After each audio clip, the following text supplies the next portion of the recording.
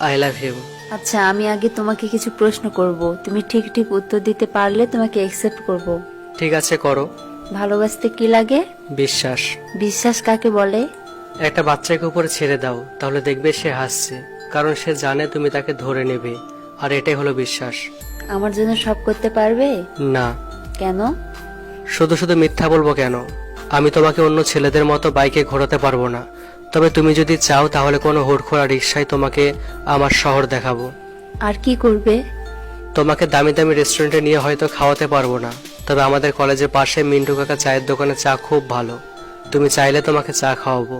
তোমাকে জন্মদিনে হয়তো দামি দামি গিফট দিতে পারবো না, তবে প্রমিস করছি সবার আগে আমি উইশ করব। রাস্তা দিয়ে চলার পথে আমি যদি পড়ে যাই, উঠাবে? না। কেন? কারণ তার আগে তোমাকে ধরে নেব। পাগল একটা।